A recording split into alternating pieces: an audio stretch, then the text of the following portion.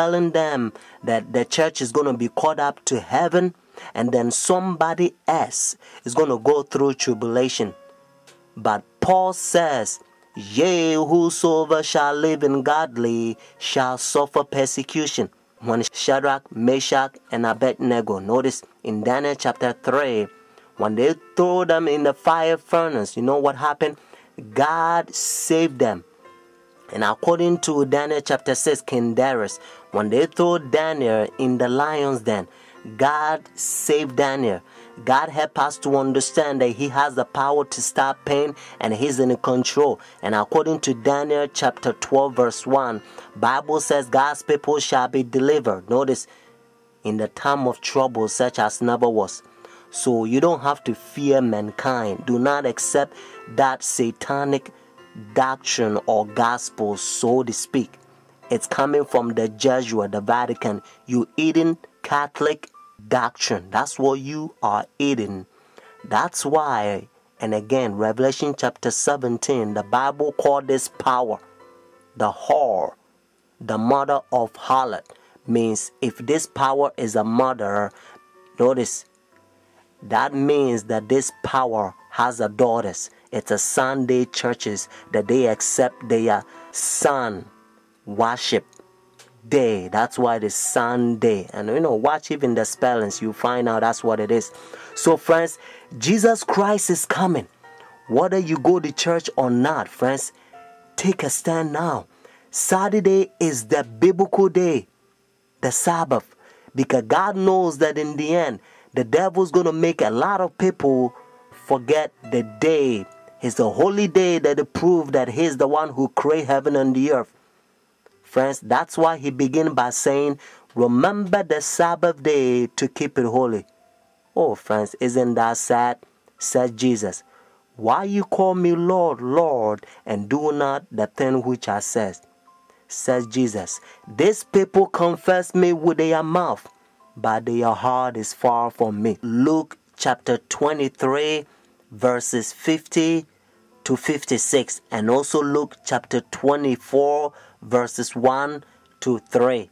In order for you to understand, you have to know that the Bible says all things was made by Him. So Jesus Christ created this world 6 days, and the seventh day He rested, according to Genesis chapter 2, verses 1 to 3. And then when Adam and Eve, they sinned, redemption, He came and He died for us.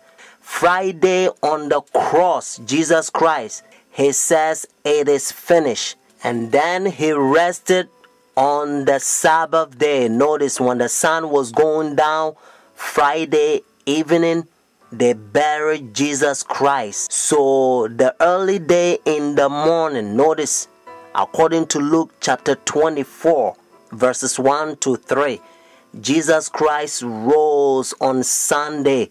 So Jesus Christ kept the Sabbath after the creation, and He kept the Sabbath after redemption. It's a beautiful thing if you understand. That's what biblical Sabbath is all about. And now look how they're uniting their churches. Notice Sunday churches to so-called the mother of the church. They are ecumenical unity. Your Holiness, may I present Archbishop Kayan Barsamian, Primate of the Eastern Diocese of the Armenian Church in America. According to ecumenical protocol, the Eastern Orthodox would be first in order, as they are, of course, first in priority in the Catholic Church's ecumenical responsibility. May I present Archbishop Yichen Akachi, the legate and ecumenical officer of the Eastern Diocese of the Armenian Church in America and president of the National Council of Churches in the United States. Holiness, may I present Reverend Dr. Donald McCoy, representing the presiding Bishop Mark Hansen of the Evangelical Lutheran Church in America. Holiness, may I present Bishop Jeremiah J. Park, Bishop of the New York Annual Conference of the United Methodist Church.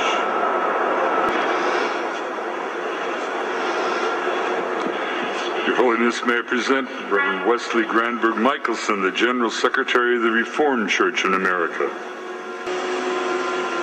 Your Holiness, may I present Reverend Dr. Clifton Kirkpatrick, the stated clerk of the General Assembly of the Presbyterian Church in the United States. Your Holiness, may I present Reverend Dr. William J. Shaw, President of the National Baptist Convention, United States.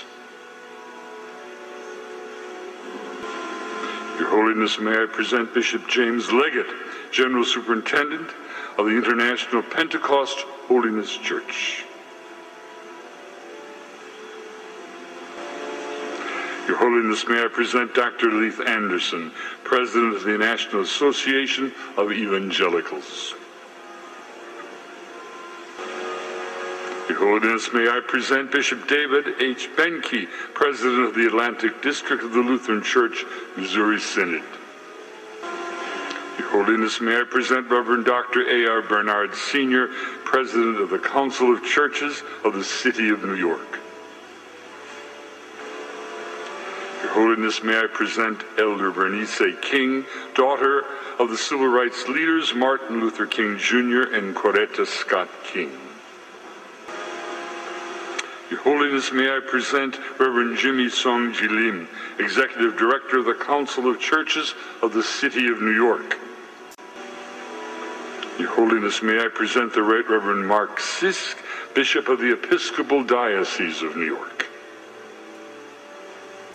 Friends, do you understand the language? Your Holiness, and this is how they call this power. He think he is God. That's what their teachings is all about, friends. And you also know that when the religious leaders, when they come to meet this power, they wearing black, notice, dark color. They represent the sinners and he represent God. And now listen to what Bible says. 2 Thessalonians chapter 2. This is the chapter the Protestant Sunday churches, they are forefathers. They used to protest against this power during dark ages, and they call them Antichrist. Notice Antichrist. But now you don't hear from Sunday churches anymore because they betray their forefathers. Let's start from verse 3. Notice 2 Thessalonians chapter 2. Let no one deceive you by any means. For that day will not come unless the falling away comes first, and the man of sin is revealed, the son of perdition, who opposes and exalts himself above all that is called God, all that is worshipped, so that he sit as God in the temple of God, showing himself that he is God. Do you not remember that when I was still with you, I told you these things? And now you know what is restraining, that he may be revealed in his own time. Notice what it says in verse 7. For the mystery of lawlessness is already at work. Only he who now restraining will do so until he is taken out of the way. And then the lawless one will be revealed, whom the Lord will consume with the breath of his mouth and destroy with the brightness of his coming. The coming of the lawless one is according to the working of Satan, with all power, signs, and lying wonders, and with all unrighteousness, deception among those who perish, because they do not receive the love of the truth, that they may be saved. Friends, I urge you to call this number and order your own book. And the name of the book is The Great Controversy. Notice, The Great Controversy. And by the grace of God, you're going to become a better Christian. You're not going to fall to this Christianity that has become like a coffee and milk shake together, because the man of sin infiltrating the churches and they destroying doctrines. The phone number here is 856-503-5893. One more time, 856-503-5893. Friends, also, if God is touching your heart to support God's faithful ministry so that we can speed up this gospel to a lot of people so that they can hear what you are hearing, because heaven is ceaseless ages, says Jesus, I must do the work of the one who sent me while it is a day. The night is coming, no one can work.